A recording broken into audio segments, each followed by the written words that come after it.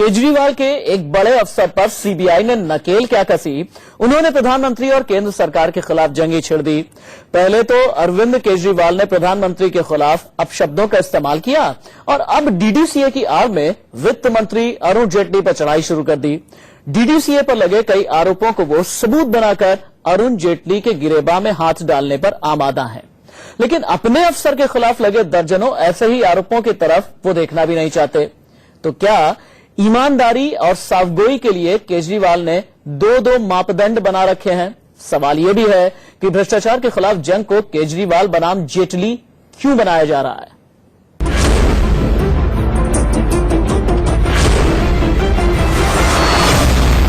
ऐसे वित्त मंत्री के रहते हुए इस पूरे भ्रष्टाचार की निष्पक्ष जांच नहीं हो सकती। प्रधान सचिव राजेंद्र कुमार पर पड़े सीबीआई छापे के जवाब में आम आदमी पार्टी ने आज वित्त मंत्री अरुण जेटली पर ताबड़तोड़ हमले किए। केजरीवाल पहले ही ये आरोप लगा चुके हैं कि सीबीआई का छापा राजेंद्र कुमार के लिए नहीं बल्कि डीडीसीए घोटाले में फंस रहे अरुण जेटली को बचाने के लिए मारा गया था।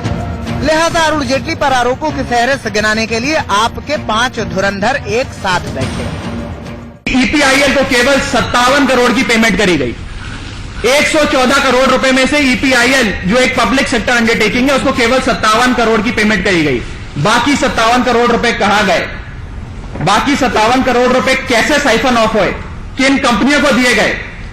इसका जवाब दें जेटली जी। एक नया स्टेडियम 114 करोड़ में बन गया और कॉमनवेल्थ गेम में नेहरू स्टेडियम की केवल रिपेयर्स और रेनोवेशन पे 900 करोड़ खर्चा।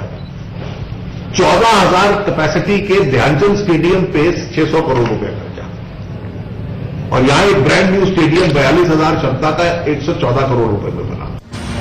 अरुण जेटली 1999 से 2013 तक डीडीसीए के अध्यक्ष थे। इसके बाद दिसंबर 2014 तक उन्होंने डीडीसीए में मुख्य संरक्षक की भूमिका निभाई। लिहाजा इस दौरान डीडीसीए में हुई गड़बड़ी के लिए आम आदमी पार्टी जेटली को जिम्मेदार ठहरा रही है। 5 कंपनियों को डीडीसीए बहुत अच्छी कई लाखों की रकम में पेमेंट करती है। इन 5 कंपनियों का रजिस्टर्ड ऑफिस एक ही जगह है। इन 5 कंपनियों का रजिस्टर्ड ईमेल आईडी एक ही जगह है। इन 5 कंपनियों के डायरेक्टर सेम लोग हैं। लेकिन जेटली पर आरोपों की बौछार करने वाली आप से जब उनके प्रधान सचिव राजेंद्र कुमार को लेकर सवाल किए गए तो कोई जवाब नहीं मिला।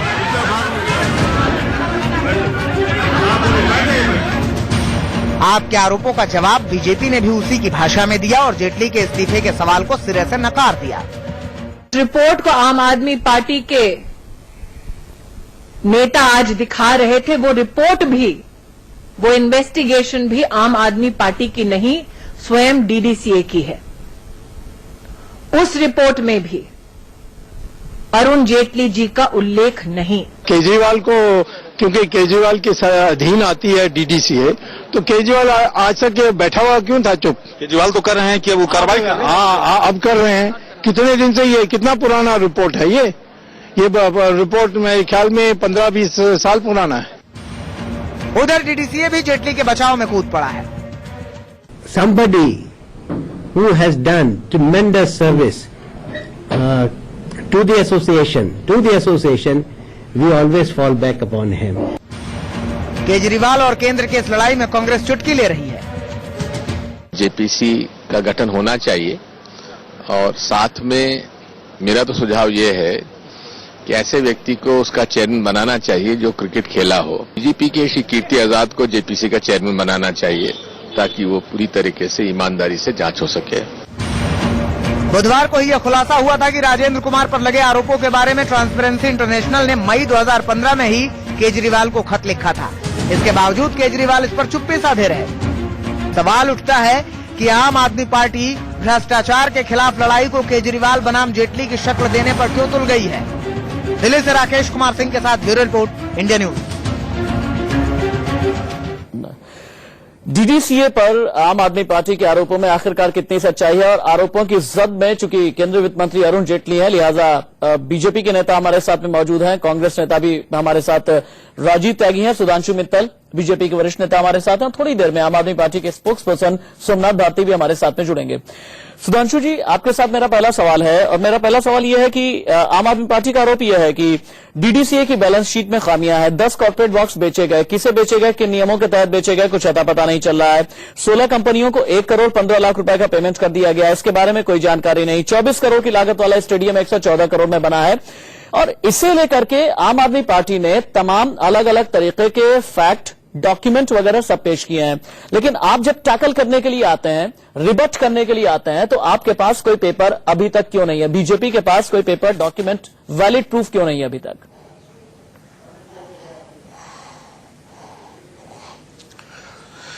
राशिद जी, मैं इस बहस में जाना ही नहीं चाहता। मेरा तो सीधा सा कहना है कि भाई आपका ये आरोप है कि वहां पे गड़बड़ी हुई, ठीक है, आपके तत्वाधीन है।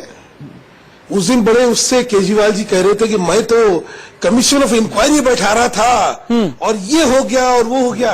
भाई आप कमीशन ऑफ इंक्वायरी बैठा लीजिए, सारी चीजें जांच करवा लीजिए। अगर कोई जो है उसके अंदर गुनाहगार है तो उसको पकड़ लीजिए। इसमें हाथ कंगन को आरसी क्या, पढ़े लिखे को फारसी क्या? ये इल्जामों के तहत ये सारी बवंडर मचाना, ये सारी नौटंकी करना, इसका औचित्य क्या है? सीधी सी बात यह है, राजेंद्र सिंह का केस और डीडीसीए का केस में आपस में तो कोई ताल्लुकात है नहीं। राजेंद्र सिंह के खिलाफ सीबीआई को प्राइमा फेसी एविडेंस मिली, उन्होंने उनके खिलाफ जो है कार्रवाई करी। आप उस कार्रवाई में राजेंद्र सिंह को बचाने क्यों आए हुए हैं? आपका उनसे क्या लेना देना है? आपकी क्या मिली भगत है उसमें? आपने कहा ये राजनीतिक वेंडेटा है। राजेंद्र सिंह राजनीतिक व्यक्ति कब से हो गए? या तो चोर चोर मौसेरे भाई, तो इसलिए भैया कोई बात ही नहीं है, समझ आती है। तो दो चीजें अलग अलग चीजें, और दोनों को अलग अलग हमें चर्चा करनी चाहिए। ठीक है।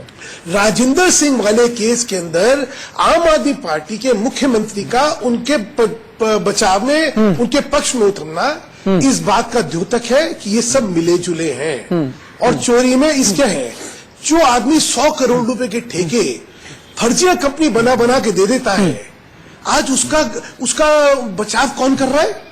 प्रदेश का मुख्यमंत्री। ठीक है। उसको तो जो कि अपने को कहता है कि मैं तो भ्रष्टाचार के खिलाफ लड़ाई का मसीहा हूं, ठीक है, उनको तो पहले ही क्षण में राजेंद्र सिंह को हटा देना चाहिए था, निलंबित कर देना चाहिए था। अब तक तो एक बार कांग्रेस ने इन्होंने, जी हाँ, उसकी जगह हाई डीडीसीए, अरे भाई डीडीसीए है ना।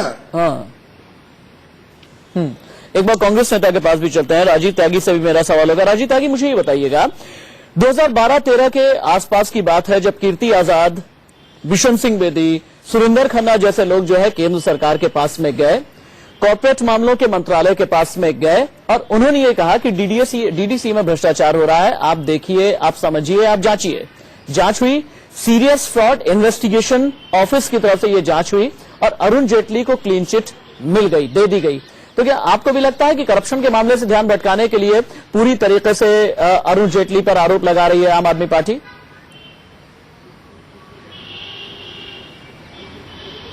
जी नहीं, मैं एक बात कहना चाहूंगा राशिद जी कि भारतीय जनता पार्टी की स्थिति ठीक वैसी है कि मेरा मुंसिफ ही मेरा कातिल है, और जिस तरह से भारतीय जनता पार्टी इस पूरे प्रकरण में कुल मिलाकर के अरुण जेटली जी के बारे में टिप्पणी कर रही है, वो गले से नीचे नहीं उतरती है।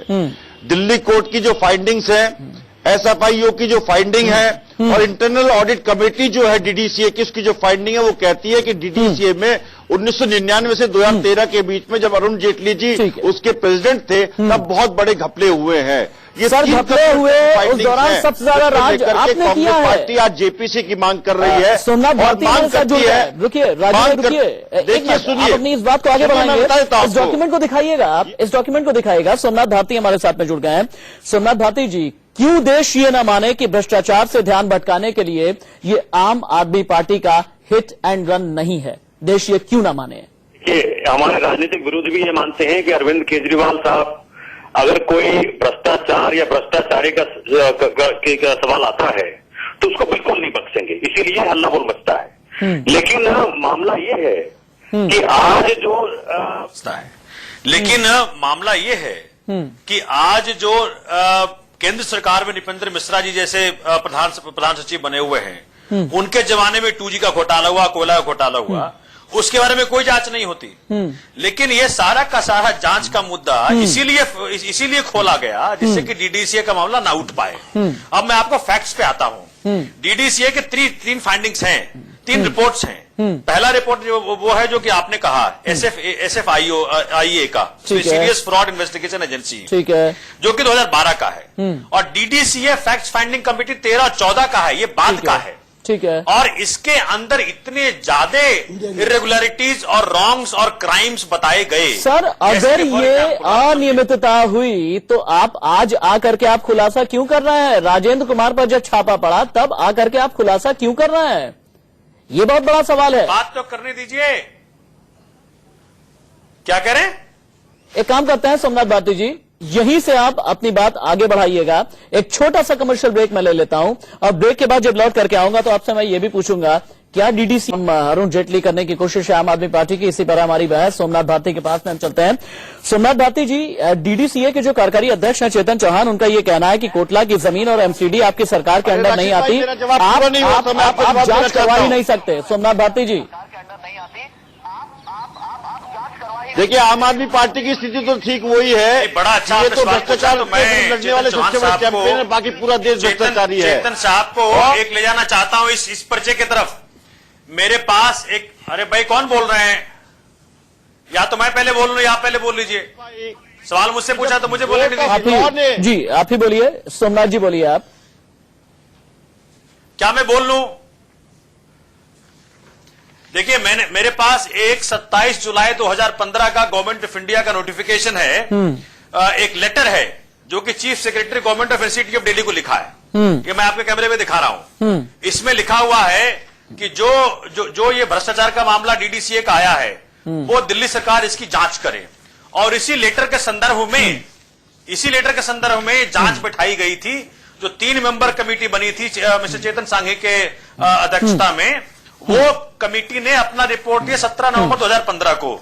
इस रिपोर्ट के बाद कैन यू इमेजिन जो उन्होंने किया, इस रिपोर्ट मतलब इसको कैसे थे कोइंसिडेंस हो सकता है। ठीक है, आप वक्त की कमी है, टीवी की अपनी बाध्यता होती है। आप तीनों ही मेहमानों का बहुत बहुत शुक्रिया, लेकिन सवाल कई रह गए हैं। सवाल यही है टाइमिंग, कि इस टाइम ही आम आदमी पार्टी ने अरुण जेटली के खिलाफ इस तरह आवाज क्यों उठाई है और इस तरह तरीके के आरोप क्यों लगाए हैं और आरोपों में कितना दम है। वक्त ब्रेकआउट चला है, कहीं मत जाइएगा।